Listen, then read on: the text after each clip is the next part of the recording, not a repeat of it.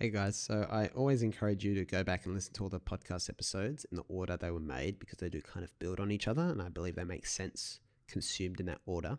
Today's episode will certainly build on the last episode and a couple preceding it when we talk about the importance of feedback loops, quick feedback loops specifically.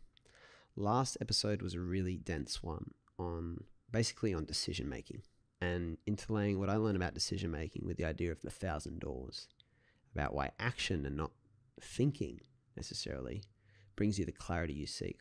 When you go and do things in the world and you get more feedback basically, and that elevates the quality of your decision making going forward. You've just got more to draw on.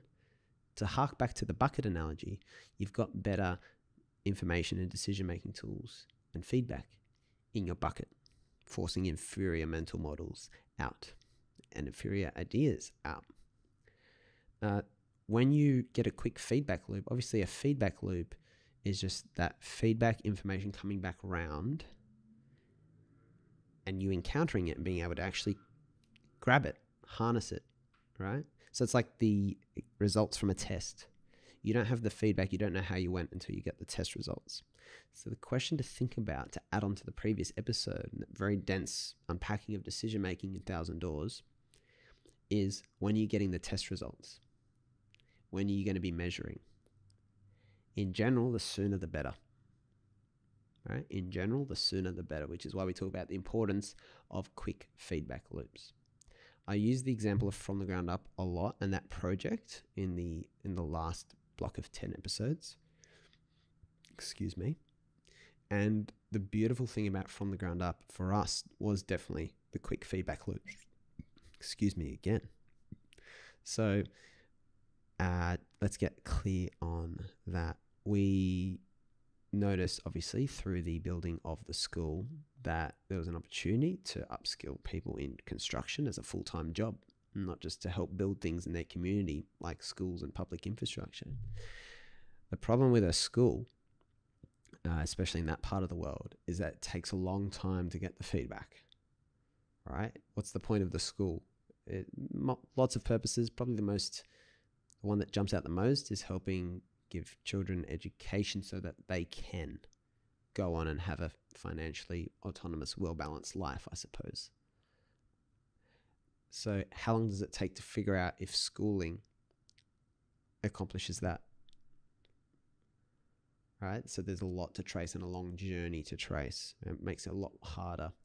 Whereas when Nick Abraham set up the company in Nepal, there was a much quicker feedback loop because we got to see how quickly people learnt new skills and how quickly they could perform adequately in a job, and see if a sustainable company could kind of be put together. So the feedback loop was a lot quicker. I think that was a real joy of doing this book project, which we're currently in the middle of and hopefully be publishing soon for Duhat Labs, where we obviously have brought the 6 other authors together with Scott McEwen and myself to write this book about our journeys after school and what it's like being out there in the chaotic adult world. And we did that project. We had, we had a month, 5 weeks basically of really writing the core of our chapters, and we did editing after, which took a bit longer. But we kind of had weekly milestones for submitting drafts. First week, terrible draft. So it doesn't have to be good, but just have something kind of shipped and delivered. And then having those milestones, quick feedback loops, taught us a lot about the process we were on, gave individuals a lot of insight into their writing quicker, and delivered that feedback really quickly. When you don't have the test results, you can't learn. So these podcast episodes, they kind of go out a bit in advance. And if someone tells me something I'm doing wrong, like there's all this, I keep having the problem with I keep bumping the microphone because out of passion, because I'm waving my arms around all the time. So sorry if you're listening, that passion doesn't translate physically. But if I schedule episodes really far in advance, it takes a long time for that feedback to come back and make a change. Now, the mistake I did make with feedback loops was when we stopped doing the Nepal stuff and I started writing about that experience and all the kind of really eye-opening things we learn, which I kind of drip out, I guess, in some of these podcast episodes. Writing this long-form book project, which is a real criticism of our, I guess, aid and charitable culture, and then culture beyond that as well. And then I kind of just dropped myself in a submarine and just wrote it and thought, I'm just going to write it. And then I'm going to bring it out to the air and see and get feedback and all that sort of stuff. So I spent a lot of time, maybe a year and a half, just writing it. And I kind of started, I guess, got busy with some real estate work, then got back into it. So the whole body of work was happening in the submarine, where no one could see it.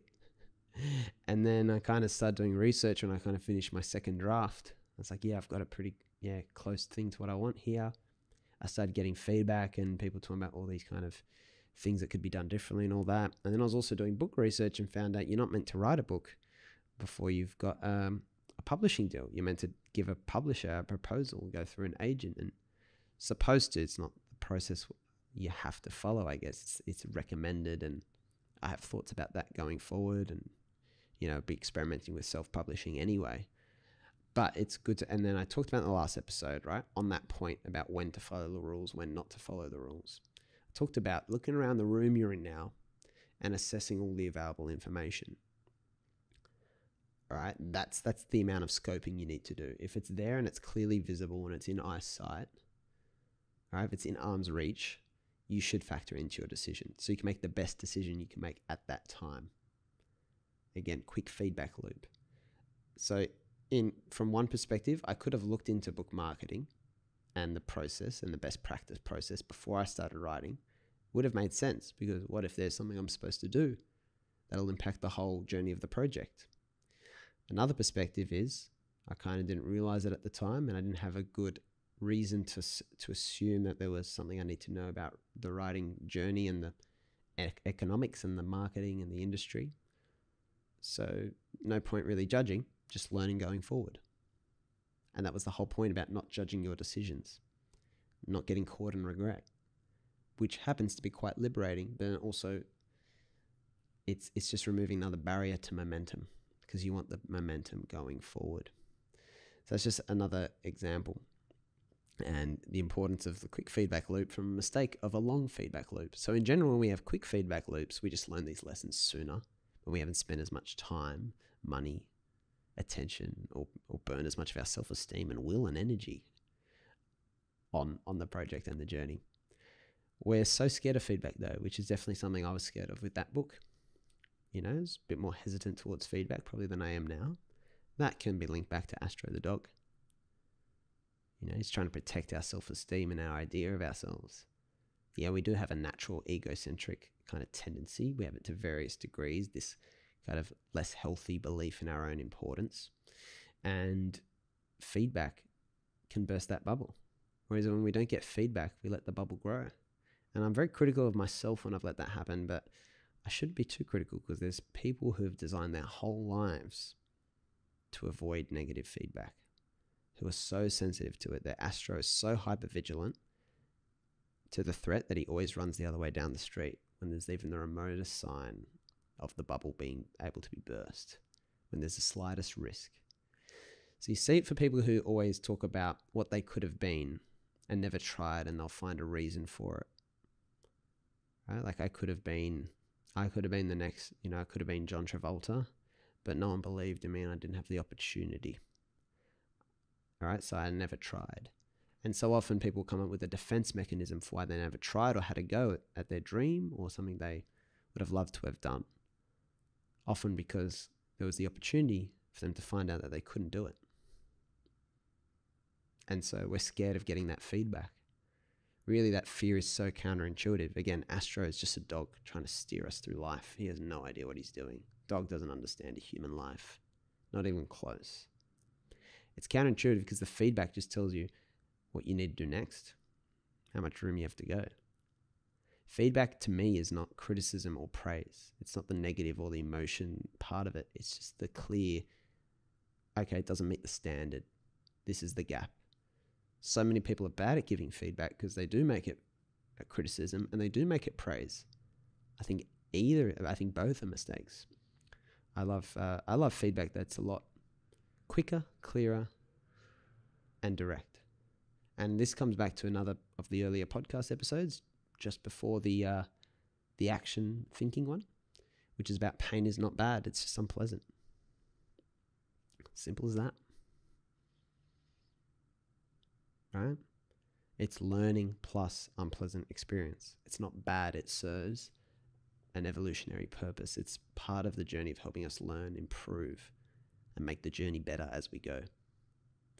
So the reflection question for today is, how can you get quicker feedback?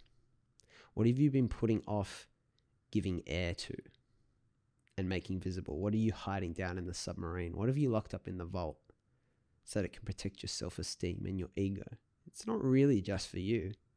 It's just that you're scared. You're putting it off. How can you get the test results sooner so you can intervene with treatment earlier and improve faster and get those outcomes you want? There's a great tip, actually. I had this noted down from the David Dida book, The Way of the Superior Man, which is, recommends men getting in a group together once a week and talking objectively about how their lives are going. I guess you could do that with any kind of tribe. Men and women doing it separately might make sense, of course. And that's a weekly feedback. When you talk honestly and you air everything out, nothing can grow mold on it, right? Because you're airing it out every week and you've got quick feedback loops because it's weekly. Daily journaling is just another example. Catching your thoughts objectively. I mean, one thing I'm passionate about doing, which will probably be part of the next phase of Do Hat Labs, is setting up regular online reflection groups. So you can have those real, honest, deep conversations with other people like you, with the safety of online, right? So it's kind of an online community you can come into, but then take space from when you need it and rearrange it if you need to. And that gives you that quick feedback loop as well about things in your life. Because it's nice to get in the submarine and just think you've got it all figured out. That's what our ego wants. That's what Astro wants. But what we really want is for it to be challenged. So that if there's a correction to make, we make it sooner. Okay, so yeah, remember to check out earlier podcast episodes because they are designed to be consumed in order. You can get lots of these prompts and more analysis. I think I'm a better writer than speaker anyway, so that can be delivered via email by signing up on the website for Conversations That Matter, or the blog, www.joewehbe.com/blog. But ultimately, always remember, most importantly, that the best way to open 1,000 doors for you is to concentrate on opening doors for others. So have the conversations, share this with people, and help give them the quicker feedback loop too. It's been the With Joe Wehbe podcast, guys, and we will see you again tomorrow.